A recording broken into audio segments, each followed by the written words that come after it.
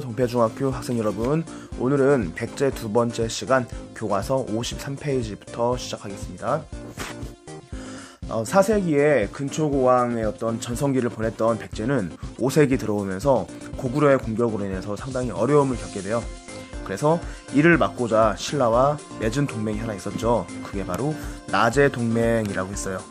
그래서 이러한 동맹을 통해서 고구려에 맞섰지만은 결국 수도 한성이 함락되는 그런 어려움을 겪게 돼요. 그리고 백제의왕 계로왕 역시 죽임을 당하게 되죠. 우리는 고구려와 백제가 적대관계라는 걸 알고 있죠. 예전에 고구려의 고국 원왕이 발음이 좀 이상하네요. 고구려의 고국 원왕이 백제의 근초고왕에 의해서 죽임을 당한 적이 있죠. 그때부터 고구려와 백제는 적대관계가 지속이 돼요. 아무튼 그런 모습의 결과 백제는 수도를 상실하게 되면서 수도를 바로 옮기게 돼요. 천도라고 하는데 이제 웅진 좀 아래쪽으로 이동을 하게 된다라고 볼 수가 있습니다. 이렇게 해서 상당한 어려움을 겪게 된 백제는 귀족과 어떤 왕권의 대립, 지금 왕권이 약화가 된 상태예요. 그리고 수도에 있던 이들이 지방까지 내려가게 됐죠. 그래서 지방 귀족과 왕가의 대립, 이런 모습 때문에 왕실의 권위와 권력이 상당히 축소된 상태이고, 이는 곧 백제의 대외적인 실력 역시 감소되는 그런 모습으로 이어지게 돼요. 그래서 수도를 옮긴 다음에 백제의 어떤 해상 교역도 침체가 되고 대외 팽창도 위축되는 모습이 벌어지게 돼요. 과거의 해상 왕국이 상당히 약화가 됐다라고 볼 수가 있는 거죠. 아무튼 이런 모습 하에서 동성왕도 일정한 개혁을 시작하게 되는데, 우리가 중요하게 생각할 사람은 바로 무령왕입니다. 무령왕은 무령왕릉으로 유명한 사람이에요. 그 사람의 몇 가지의 개혁책을 봅시다. 우선 첫 번째로는 귀족 세력을 통제해서 왕권을 안정시키고자 했어요. 그다음 두 번째로는 군사력을 강화시켜서 이제 고구려에 대한 공세를 강화하였고, 그 다음 세 번째로는 중국 남조를 말하는 거예요. 이름이 양나라야. 여기와 교류해서 문화를 발전시키기도 하고 대외 관계도 안정시키고자 했다라는 거죠. 또한 전쟁이 발생하게 되면서 여기저기를 떠도는 유민들 있죠. 이런 백성들도 고향으로 돌려보내서 안정정책을 취하게 되는 거죠. 마지막으로 지방에다가는 담로라고 하는 행정구역을 설치를 해요. 그래서 지방의 통제를 강화하는 모습을 보이게 돼요. 담로가 뭐냐면은 이건 일정의 어떤 행정구역을 말하는 건데, 행정구역의 대표를 바로 왕의 혈육, 그러니까 자제나 왕족으로 하여금 지배하는 거죠. 그러면은 아무래도 어떤 왕에 의한 통제가 잘 이루어질 수 있다라고 볼 수가 있는 거예요.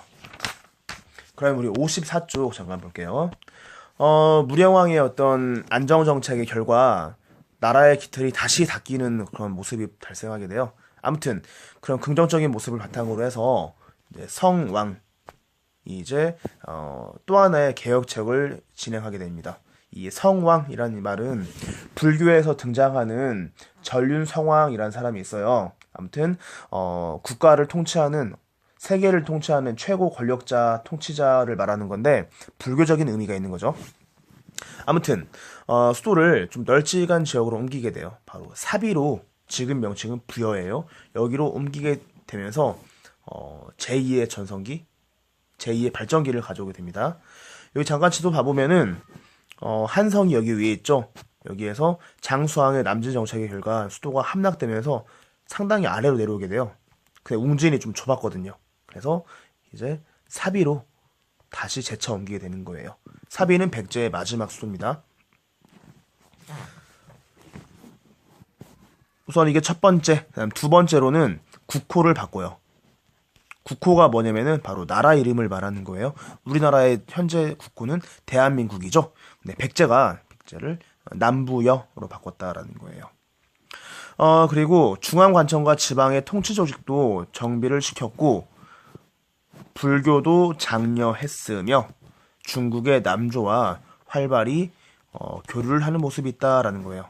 아무튼 이런 방식을 통해 가지고 힘을 회복한 백제가 나제 동맹을 체결한 국가 있죠. 바로 신라와 힘을 합쳐가지고 당시에 혼란기였던 고구려로 하여금 한강 유역을 빼앗는 그런 결과를 가져오게 돼요. 그런데 한강을 전부 다 차지하고 싶었던, 한강이 좋은 게 많아요. 다양한 인적, 물적 자원, 중국과의 교통 이런 게 있거든요.